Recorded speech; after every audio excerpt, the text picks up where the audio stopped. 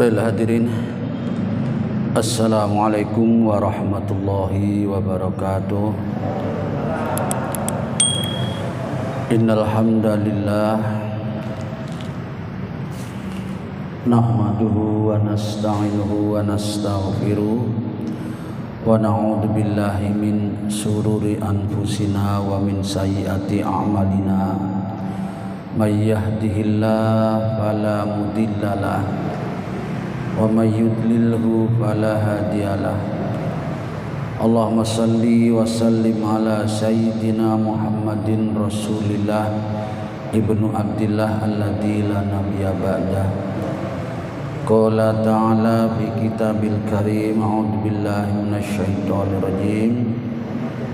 Wa idz ta'adzana rabbukum la in syakartum la azidannakum wala in kafartum inna adabi lasyadid. Wa qala a'udzu billahi minasyaitonir rajim. Yarfa'illahu alladziina amanu minkum walladziina utul ilma darajat. Wa qala Nabi sallallahu alaihi wasallam, man salaka tariqan yaltamisu bihi ilman sahalallahu lahu tariqan ilal jannah. Sadaqallahul adzim wa sadaqa nabiyul karim. Hadirin kaum muslimin, Bapak Ibu jamaah salat maghrib dan nanti insyaallah isya yang sama-sama dirahmati, dimuliakan dan dicintai oleh Allah Ta'ala. Puji syukur kita haturkan kehadirat Allah. Mudah-mudahan seluruh rangkaian ibadah kita sekecil apapun selalu diridhoi dan diterima oleh Allah Subhanahu wa Ta'ala.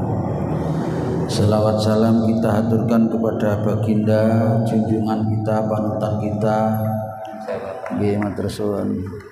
Nabi Agung Muhammad sallallahu alaihi wasallam yang sudah amat sangat banyak memberikan uswah, teladan, contoh-contoh kepada kita. Mudah-mudahan kita bisa mengamalkan sebaik-baiknya sesuai kemampuan kita, sehingga di dunia ini kita betul-betul diakui sebagai umatnya dan nanti di akhirat mendapatkan syafaatnya. Amin ya rabbal alamin. Yang ketiga, sebelum kita lanjutkan, selamat hari santri ya. Pakai seragam santrinya.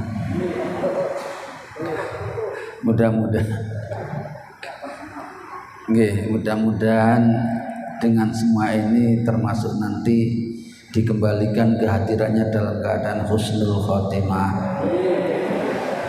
Hadirin, kita lanjutkan taklim kita dalam waktu yang amat sangat singkat ini. Ini hadis yang ke-15, al-khamisu asyara. Kemarin sudah tapi belum tutup nggih, waktunya sudah habis. Ini kita ulangi. Al-khamisu asyara, hadis yang ke-15, anhu juga dari Abu Hurairah. Qala Abu Hurairah berkata, kata Abu Hurairah, qala Rasulullah sallallahu alaihi wasallam, bahwa Rasulullah sallallahu alaihi wasallam bersabda dalam nada tanya. Kata Nabi, ala adullukum, maukah kamu sekalian aku tunjukkan. Nah, ini Nabi ngajari tapi dengan nada tanya, nawakno nggih. Maukah kamu sekalian aku tunjukkan alama yamhu, alama atas amalan-amalan atau perbuatan. Amal itu bahasa Arab perbuatan maksudnya atau pekerjaan. Karena itu ada amal yang soleh dan ada amal yang tidak soleh. Nah, ini maksud Nabi adalah amal soleh yamhu, yang dapat menghapus. Amalan itu kalau kau lakukan, pekerjaan itu kalau kau kerjakan dapat menghapus.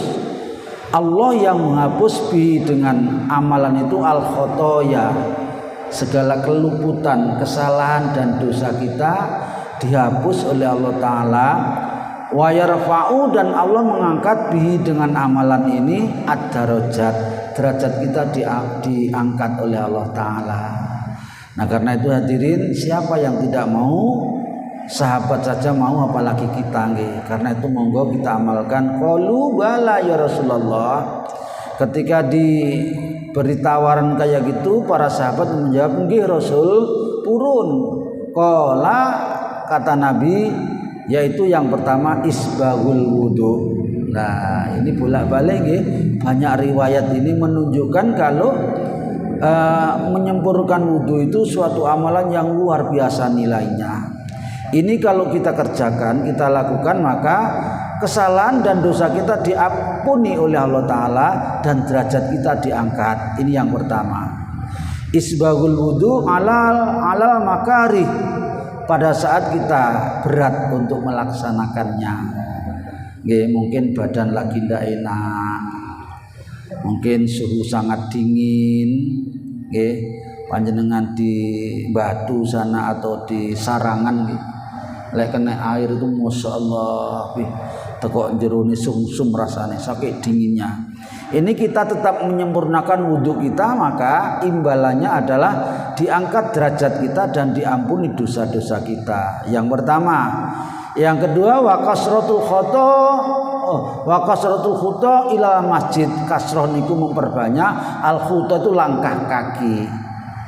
Nah, supaya banyak langkah kakinya, ya tentu saja cari jalan yang agak jauh nggih, putar. Ntar pulangnya juga jalan yang lain lagi, supaya di samping banyak langkah yang kita tempuh, nggih, juga lebih banyak kaum muslimin yang kita temukan.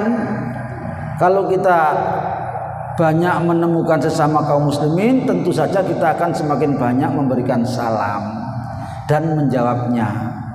Karena salam itu doa, doa untuk keselamatan dunia akhirat, doa untuk mendapatkan berkah, dan doa untuk mendapatkan ampunan Allah Ta'ala. Karena itu hadirin, yang memperbanyak langkah kakinya menuju masjid itu adalah diangkat derajatnya oleh Allah Ta'ala dan diampuni dosa-dosanya. Yang kedua, enak-enak dah loh nggih. Imbalannya diangkat derajat menurut Allah nggih. Derajat di mata Allah bukan derajat di mata manusia. Di mata manusianya ini biasanya derajatnya kalau status sosialnya tinggi misalnya, uangnya banyak, ini derajatnya meningkat di mata manusia. Tapi kalau di mata Allah enggak, bukan itu nggih. Kemudian yang ketiga hadirin, wa intidharus shalah. Lah kayak gini, kita selesai sholat maghrib, nunggu sholat isya, sambil nunggulah di dalamnya kita laksanakan kajian taklim. Ini luar biasa hadirin. Umpama ini dikelihatkan nggih, pahalanya dikelihatkan, orang akan berlomba-lomba hadirin melakukan ini, sehingga mungkin masjid kita bisa tidak muat umpama dikelihatkan pahalanya. Jadi menunggu waktu sholat, apalagi diisi dengan kegiatan taklim ini, masya Allah luar biasa nilainya. Bahkan tadi kita baca di mukadimahnya, orang yang selalu seperti ini nanti pada saatnya di akhirat sahalallahu lahu thoriqon ilal jannah, akan dimudahkan langkah kaki kita menuju masuk ke dalam surga Allah Subhanahu wa taala. Sopo sing gak seneng nggih. Karena itu hadirin, enten ulama yang kemudian membalik mafhum mukhalafahnya. Di antara tandanya nggih, di antara nih tandanya calon penghuni surga itu adalah orang yang gemar bermajelis taklim. Mudah-mudahan kita termasuk orang yang nanti mudah langkah kita masuk ke dalam surga Allah Subhanahu wa taala. Bukan hanya itu hadirin, Rasul masih menambahkan fadalikumur ribat, dan itulah ar-ribat. Ar-ribat itu suatu amalia yang dilakukan oleh penjaga keamanan di perbatasan negara. Misalnya kita Indonesia ini dengan negara tetangga Malaysia misalnya, di perbatasan itu hadirin masalah banyak risikonya, banyak ancaman-ancaman, sehingga kalau dia adalah muslim yang menjaga perbatasan itu dan taat kepada Allah Ta'ala, pahalanya luar biasa, sampai-sampai orang yang sholat di perbatasan itu lebih besar pahalanya dengan sholat di Masjidil Haram.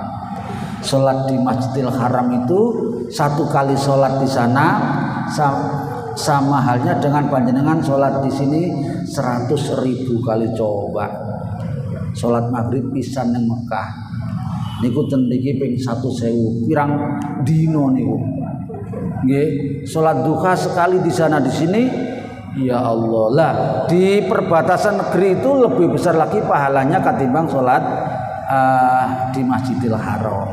Mudah-mudahan kita bisa melaksanakannya, amin ya rabbal alamin. Jadi supaya diampuni salah dosa kita, diangkat derajat kita, yang pertama menyempurnakan wudhu dalam keadaan yang sulit, kemudian memperbanyak langkah kaki menuju masjid, dan selalu menunggu waktu masuknya sholat dari sholat yang lain, sehingga pahalanya begitu luar biasa banyaknya.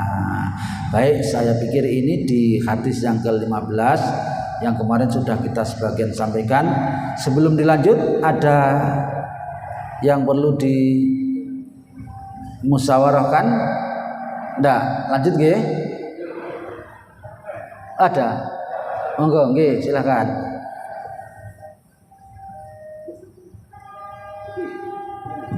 Sudah. Waalaikumsalam warahmatullahi wabarakatuh. Tadi disebut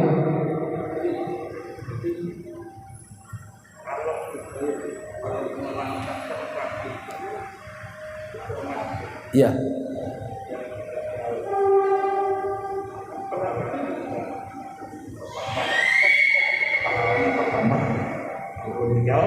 Banyak pahalanya.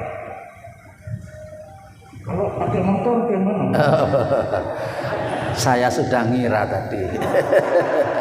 Saya tadi. Ya, Bapak Ibu hadirin yang dirahmati oleh Allah Ta'ala, memang ketika hadis ini disampaikan oleh Nabi, umumnya orang datang ke masjid itu belum menggunakan kendaraan, apakah itu motor atau yang lain. Bahkan di dalam satu kisah itu disebutkan ada salah seorang sahabat namanya sahabat Sa'ban, itu rumahnya jauh sekali dari masjid. Kalau bandingkan dengan sekarang, perjalanan lebih 2 jam perjalanan. Itu diukur kilometer, ngoten berapa kilo kira? 2 jam perjalanan lebih. Ini hadirin tidak pernah absen sahabat Sa'ban ini. Sehingga ketika Rasul memperhatikan di mana saat ini sahabat Sa'ban kok tidak kelihatan. Waktu itu subuh, sholat subuh ternyata sahabat Sa'ban sebelum subuh sudah meninggal dunia. Lah itu Rasulullah dengan para sahabat datang ke sana luar biasa jauhnya. Karena itu Bapak Ibu sekalian yang dirahmati Allah Ta'ala, kalau sekarang sudah modern bukan dengan berjalan kaki, tapi dengan menggunakan kendaraan, Allah Ta'ala sendiri yang memperhitungkan. Sekalipun jalannya tidak jalan kaki tapi jalan dengan kendaraan. Kalau saya pernah mendengarkan ceramahnya Ustadz UAS, Ustadz Abdus Somad itu, mungkin Allah menghitung dengan perputaran rodanya. Wallahu alam yang jelas Allah tidak pernah menyia-nyiakan atau merugikan amal hambanya yang melakukan kebaikan. Menurut kebanyakan ulama, ya naik apapun akan diperhitungkan dengan jumlah langkah kaki yang bersangkutan, berapa kali langkah kakinya sampai datang kepada masjid. Semuanya akan diperhitungkan oleh Allah Subhanahu wa Ta'ala. Sing paling bagus itu adalah orang yang rumahnya semakin jauh dari masjid tapi semakin rajin dan istiqomah datang ke masjid. Ini nanti ketemu kita riwayatnya. Suatu ketika ada sahabat yang rumahnya jauh dari masjid, itu punya rencana akan pindah dekat dengan masjid. Akan pindah rumahnya dengan masjid Nabawi supaya lebih aktif lagi untuk mengikuti kegiatan-kegiatan masjid. Rupanya ketika berita ini sampai kepada Nabi justru melarangnya. Justru kamu beruntung rumahmu jauh dari masjid, tapi rajin dan istiqomah datang ke masjid. Kemudian ulama memberikan keterangan, rugilah orang yang rumahnya dekat dengan masjid tetapi tidak pernah datang ke masjid. Lebih rugi lagi, lebih tidak beruntung lagi, wis gak tau nang masjid, oleh ono kebutuhan yang pertama kali sekali didatangi adalah masjid.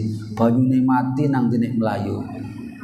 Nah, ngono iku sing nggih kurang tepat. Karena itu monggo sekalipun kita jauh dari masjid, sing rajin datang ke masjid, lebih-lebih kita yang semakin senja usia ini. Kata Nabi, orang yang cerdas adalah orang yang selalu mengevaluasi kondisi dirinya, kemudian banyak mengingat matinya dan banyak melakukan amal-amalan untuk sesudah matinya. Mudah-mudahan kita termasuk orang yang cerdas. Sampun nggih ngoten mawon. Nggih. Ada lagi yang lain? Baik, kita lanjutkan kalau sudah tidak ada. Ini gampang. Hadis yang ke-16 ini gampang sekali.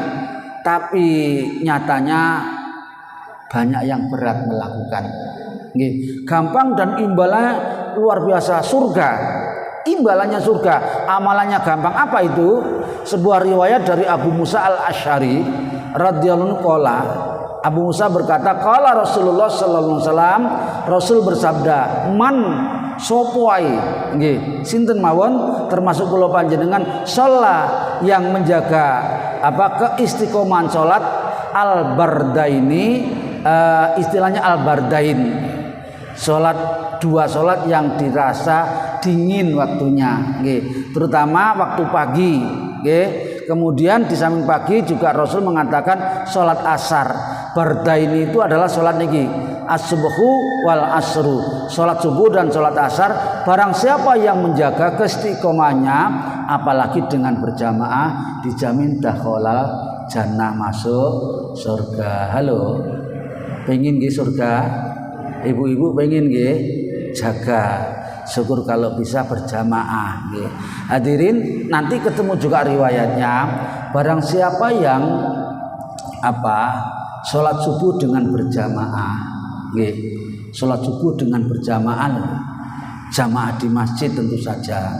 Kalau berhalangan di masjid karena satu dan lain hal, boleh berjamaah di rumah. Misalnya ibu-ibu melatih putri-putrinya, ini karena satu dan lain hal. Subuh dengan berjamaah itu di samping subuhnya dijamin lebih absah, lebih sempurna daripada sholat sendirian. Dia diberi pahala tambahan adalah seperti melakukan melakukan 27 kebaikan. Yang pertama, yang kedua, oleh Allah ditambah lagi pahalanya bonus seperti panjenengan melakukan sholat sunnah semalam suntuk. Coba, subuh berjamaah, jamaahnya di samping sempurna ditambah 27 kebaikan, ditambah lagi sama dengan melakukan sholat sunnah semalam suntuk. Pernah sholat sunnah semalam suntuk? Sholat witir sering-sering telat, sering-sering absen. Ini subuhnya berjamaah dijamin hadirin. Bahkan hadirin kaum muslimin terkenal riwayatnya, hampir semua ustadz pernah menyampaikan, man sholat rakaatani qabla subuh atau sholat fajri namanya, itu panjenengan dinilai oleh Allah Ta'ala pahalanya sholat panjenengan qobliyah subuh itu adalah lebih mulia, lebih mahal, lebih berharga dibanding dunia ini seisinya. Coba 2 rakaat sebelum subuh. Lek ngoten panjenengan lek istiqomah qobliyah subuhnya saja istiqomah, panjenengan kaya raya hadirin. Kaya raya, tapi belum sekarang, masih nanti di akhirat itu kalau dicairkan nanti kekayaan panjenengan dari qobliyah subuhnya saja itu sudah jauh lebih hebat, lebih mahal daripada dunia ini seisinya. Coba isok ngitung masih piro, tambangi piro, menyapu, masya Allah, pokoknya sulit ngitung nggih, saking akeh. Oleh karena itu aja sampai gak berjamaah subuh dan tidak sholat sunat qobliyah subuh. Karena itu hadirin, ketika ada sahabat yang hati-hati karena telat qobliyah subuhnya, dia ganti ba'diyah subuh, itu dibetulkan, dibolehkan oleh Rasulullah sallallahu alaihi wasallam. Ngaten nggih, jaga al-bardain, yaitu subuh dan asar, dakhalal jannah, dijamin masuk surga. Hadisnya disepakati oleh seluruh para ahli hadis, muttafaq alaih. Oleh karena itu tidak usah diragukan lagi tentang keistimewaan dua sholat ini.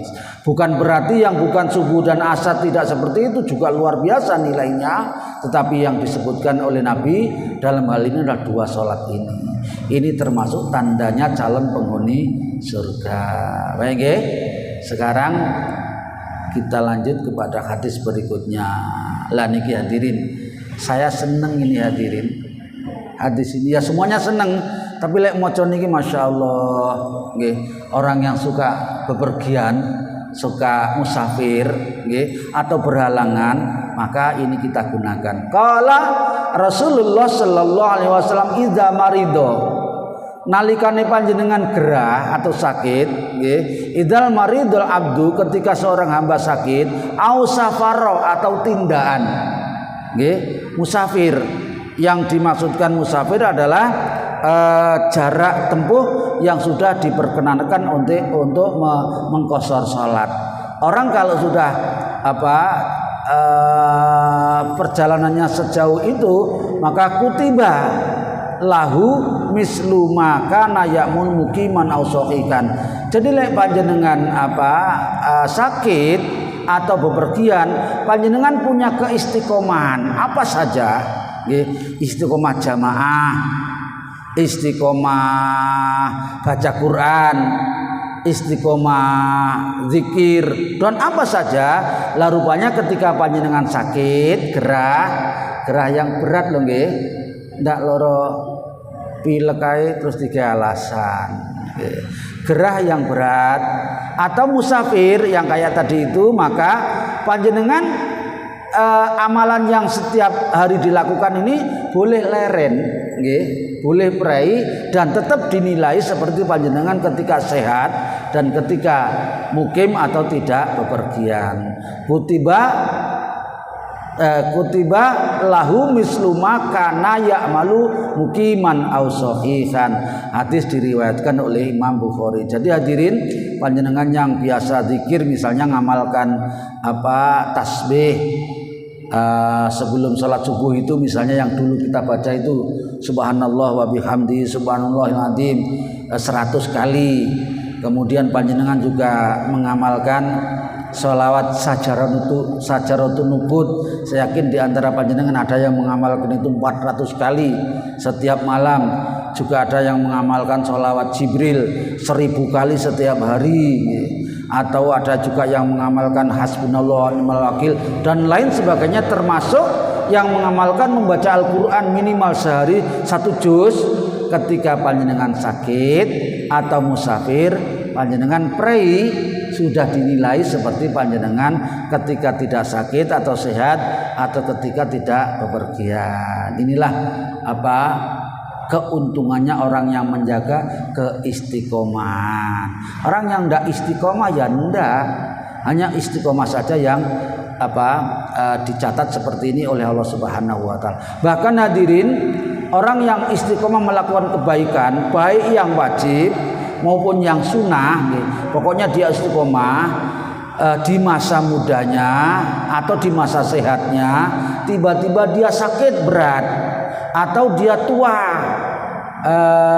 yang menjadi dia tidak bisa melakukan karena jompo, karena pikun dan lain sebagainya, maka kata Allah Ta'ala falahum ajrun ghairu mamnun, maka pahalanya dia tidak diputuskan, tidak dibedakan, dicatat seperti ketika dia masih muda dan masih kuat dan ketika dia masih sehat untuk melakukannya. Karena itu hadirin, monggo Mumpung kita masih muda, masih sehat, kita istiqomah agar nanti pada saatnya kita sudah tidak bisa, kita tetap dicatat oleh Allah Ta'ala seperti pada saat kita masih kuat dan sehat. Mudah-mudahan Allah memberikan pertolongan kepada kita. Allahumma amin. Satu lagi nanti kita tanya jawab lagi.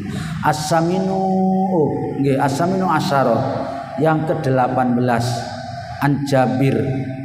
Sebuah riwayat dari Imam Jabir radhiyallahu anhu qala Rasulullah sallallahu alaihi wasallam. Oh niki juga gampang. Juga ringan, gampang, pahalanya banyak. Kullu ma'rufin, setiap kebaikan sekalipun hanya di dalam kerenteknya hati, pokoknya ma'ruf kebaikan itu oleh Allah Ta'ala sedekah dinilai sedekah. Panjenengan gak iso apa nglakoni tapi dalam hati ada kerentek, lihat orang yang kesulitan panjenengan Masya Allah dahnya ya lek aku iso nolong, dia tak tolong, dia tak ginikan, ini cuma di dalam hati itu ma'ruf nggih. Ma'ruf itu adalah sebuah kebaikan. Panjenengan ketemu dengan sesama saudara, sesama muslim, panjenengan tidak bisa memberi apa-apa, panjenengan menampakkan muka, raut muka yang apa iki jenenge, yang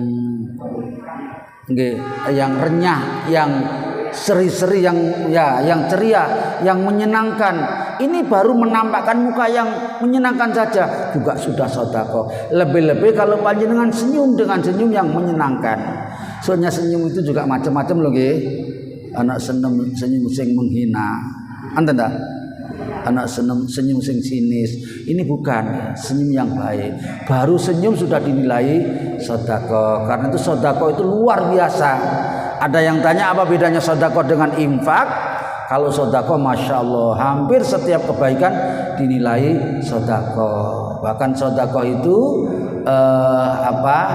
ada dengan perbuatan, ada dengan ucapan, dan ada dengan kerenteknya hati saja. Baik, 3 hadis sudah kita sampaikan pendek-pendek, tapi sebelum dilanjut ada lagi yang perlu. Monggo, itu ibu-ibu ada mic-nya. Nggih, monggo. Silakan. Bismillah. Assalamualaikum warahmatullahi wabarakatuh. Waalaikumsalam warahmatullahi wabarakatuh. Mau tanya, karena mau sholat subuh di masjid, tapi kita datang ke masjid, kita kan sholat tahiyatul masjid dulu. Lalu kita sudah selesai langsung sholat wajib, ya kita belum oblian. Gimana? Sudah itu aja. Enten malih yang lain. Karena itu ibu, kita disuruh cerdas oleh Rasulullah. Jadi kalau kita datangnya ke masjid itu kira-kira wis rada mepet, digunakan untuk sholat cuma bisa 2 rakaat, panjenengan qobliyah subuh saja. Nanti tahiyatul masjidnya sudah katut itu. Jadi qobliyah subuh saja. Sebetulnya sunnah itu kan banyak. Ada syukrul wudhu, ada tahiyatul masjid, ada qobliyah subuh. Nah itu panjenengan harus cerdas, pilih yang qobliyah subuh. Perintahnya kan perintah larangan. Ketika kamu masuk ke masjid, kata Rasulullah, perintahnya larangan, jangan langsung duduk. Jadi masuk masjid jangan sekali-kali langsung duduk. Makanya ono wong adzan, ketika kita masuk masjid dulu kita berdiri, nggih, ngrungokno sambil jawab adzan sambil berdiri. Nanti lek adzane wis mari, kita berdoa, doa sesuratan, kemudian kita salat sunah. Lihat timernya itu, lihat apa durasi waktunya, kira-kira cukup berapa rakaat. Kalau cuma 2 rakaat aja, qobliyah subuh saja. Makanya jangan sekali-kali masuk ke dalam masjid langsung duduk, tetapi lakukan sholat panjang, kira-kira cukup 6 rakaat ya diurut, syukrul wudhu, tahiyatul masjid, kemudian qobliyah subuh. Kalau cukup, kalau enggak ya qobliyah subuh saja. Dene kok panjenengan masuk ke masjid, qomat sudah dilakukan, panjenengan kan enggak kober qobliyah subuh. Kaget aku. Panjenengan kalau ndak qobliyah subuh, qobliyahnya subuh nanti diganti dikodok ba'diyah subuh boleh. Kodok qobliyah subuh, tapi lek panjenengan takut fitnah, takut dilokno wong bahasanya nggih, takut dihujat gini-gini dan gitu, panjenengan kerjakan di tempat yang tidak dilihat oleh orang lain. Mengkodoknya itu misalnya nanti waktu duha boleh. Ini sering saya ceritakan, zaman Rasulullah dulu ada sahabat yang itu telat, datang masjid telat, begitu datang ke masjid sudah qomat, maka dia langsung ikut jamaah subuh. Begitu selesai subuh, kemudian zikir dan doa selesai, dia sholat, dia sholat, maksudnya itu qobliyah subuh diganti setelah subuh. Karena itulah maka oleh sahabat-sahabat yang lain dilok-lokno bahasanya kita. Ini akibatnya wong oleh kagelem melok pengajian ora ngerti ba'diyah subuh iku ora ono lapo kon salat sunah ba'diyah subuh. Jadi ini sahabat-sahabat yang lain meneng mawon nggih. Ini cerdas tapi dia bijaksana. Lek ono wong melakukan kayak gitu dia ndak segera bereaksi, dia diam saja. Setelah sudah selesai yang menghujat, dia bilang, "Rasul, saya mohon maaf. Saya tadi ada udzur, ada halangan karena satu dan lain hal sehingga saya datang ke masjid agak telat. Begitu saya datang ke masjid sudah qomat. Karena itu saya belum sempat qobliyah subuh, maka tak ganti setelah subuh ini tadi." Apa jawab Rasulullah? Subhanallah, kamu sahabat yang cerdas. Jadi mulai itulah hadirin, ini lek paman awak dhewe ngono kan langsung dilonong kamu bid'ah itu, kamu sesat itu, kamu dolalah itu. Tidak pernah Nabi mengajarkan seperti itu. Rupanya Nabi tidak kayak gitu. Nabi bijaksana sekali, itu dibolehkan. Jadi hadis yang seperti itu termasuk hadis takriri perestuan Rasulullah Sallallahu Alaihi Wasallam. Ngaten nggih? Jadi lek enten azan ketika datang masjid, ojo langsung sholat. Juga jangan langsung duduk, kecuali hari Jumat. Nggih, lek pas Jumat masuk ke masjid kok sedang azan, silahkan langsung sholat. Kenapa? Nanti habis azan kan khotib segera berkhutbah. Mendengarkan khutbah ini lebih abdol daripada sholat sunnah. Karena itu lek Jumat itu sekalipun azan segera melakukan sholat sunnah. Tapi selain Jumat rungokno sik. Nggih, enten wong ngeten. Kula nggih kadang-kadang rada gak iso menerjemahno. Ada azan dia ngadeg ngrungokno. Tapi begitu selesai azan dia ndak sholat. Logo, lha apa mau ngadeg itu? Nah, ini maksudnya berdiri itu kan ngrungokno azan, jangan duduk dulu. Nanti lek azannya selesai doa terus sholat. Ngoten nggih mestine. Sampun Ibu nggih. Yang lain? Wonten. Monggo.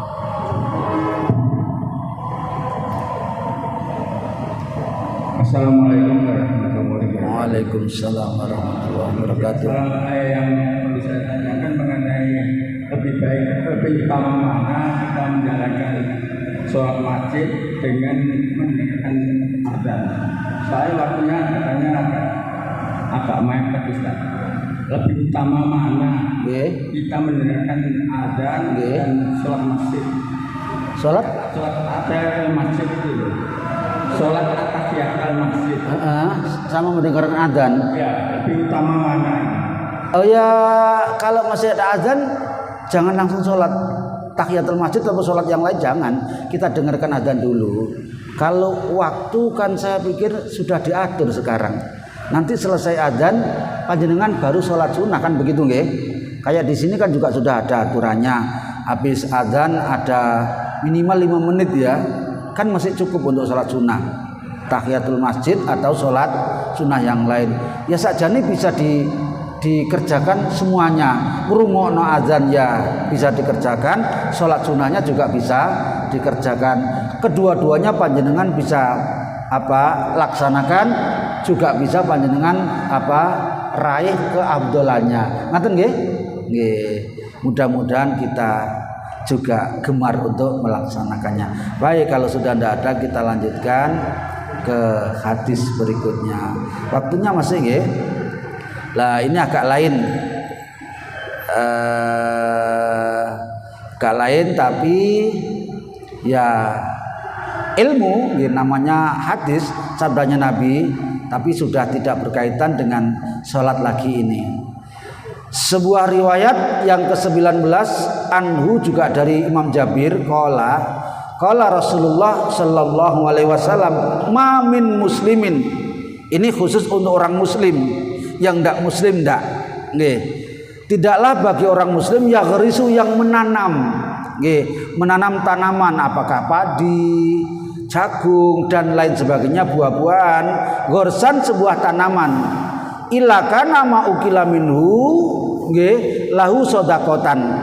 Kalau ada tanaman, tanaman kita, apakah tanaman yang di sawah, di Tegal, di kebun atau di mana saja, kemudian dimakan oleh orang lain atau makhluk lain, alias dicuri, seperti ada kelelawar, ada burung dan lain sebagainya, dimakan hama, itu panjenengan ikhlaskan. Kenapa?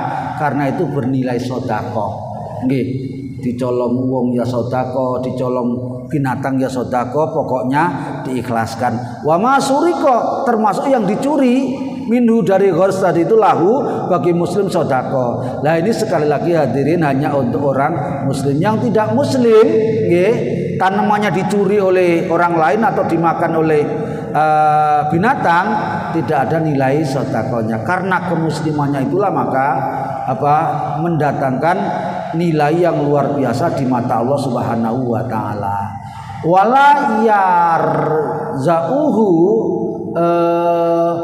dan tiadalah dikurangi dari tanamannya itu, ahadun, oleh seseorang, illa kana lahu sodakotun, kecuali sodako. Nah hadirin, untuk kita bisa jangan, kadang-kadang ada orang yang tidak sadar sambil lewat di halaman orang lain atau di pekarangan orang lain, tangan kita tidak sadar moro metik mbuh daun, ada kisah ini dawa lek diceritakno nggih.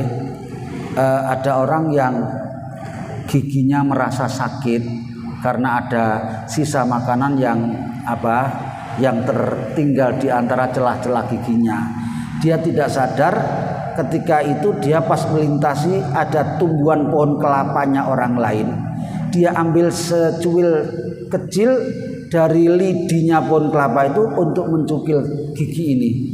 Hadirin yang dirahmati oleh Allah Ta'ala, ternyata ketika hari penghisapan ini dibuat bingung malaikat. Kenapa saya menemukan amalia yang seperti ini, tidak pernah sebelumnya menemukan ini. Kok amal seorang hamba ini sama, antara amal baik dan buruk selalu sama, padahal tidak pernah terjadi seperti itu, dihitung bolak-balik sama. Akhirnya dia memberanikan diri menghadap Allah Ta'ala, melaporkan peristiwa itu kepada Allah. Oleh Allah Ta'ala disuruh menghitung lagi yang lebih teliti, lebih hati-hati, lebih waspada. Rupanya ada secuil kecil dari milik orang lain yang dia ambil tanpa izin tadi itu. Jadi sepotong lidi kecil dari daunnya kelapa yang sudah kering dia ambil itu, menurut malaikat remeh, tidak perlu dihisab ini. Rupanya oleh Allah Ta'ala hadirin itu diperintahkan untuk memasukkan di dalam penghisapan. Kata Allah Ta'ala dengan mengingatkan, inilah yang aku maksudkan, famay ya'mal misqala dzarratin khairan yarah wa may ya'mal misqala dzarratin. Jadi sekecil apapun itu kalau milik orang lain, hati-hati. Hati-hati, mesti dihisab. Kita sering tidak sadar lewat ada milik orang lain, ya dianggap tidak ada perhitungannya apa-apa, dia petik saja. Ada kembang, cantiknya rek, ini milik orang, padahal kalau sing duwe di mimir umum ono kembang anggrek, ono kembang adenium dan lain sebagainya, di mimiram kalau sing duwe tibae dengan mudahnya dia lewat dipetik. Masya Allah, hati-hati, nanti di hadapan Allah dimintai pertanggungjawaban. Bahkan lek panjenengan tahlilan nika, kata Allah Ta'ala, wa in tubdu ma fi anfusikum aw tukhfuhu hasibukum bihillah. Di dalam hati ini ada kerentek, ada batin, ada unek-unek, ada dzon dan sebagainya. Ini baik kita lahirkan maupun tetap di dalam saja, yuhasibukum bihillah, nanti dihisab oleh Allah Subhanahu wa taala. Ngaten nggih? Mohon maaf sakjane enak nggih. Waktunya sudah habis. Insyaallah kita lanjutkan pada Jumat yang akan datang. Mudah-mudahan ngaji yang singkat ini dibarengi hidayah Allah Subhanahu wa taala dapat menghantarkan nanti kita kembali ke hadiratnya dalam keadaan husnul khotimah. Amin ya mujibah sailin. Subhanakallahumma wa bihamdika asyhadu an la ilaha illa anta astaghfiruka wa atubu ilaik wal afu minkum. Wassalamualaikum warahmatullahi wabarakatuh.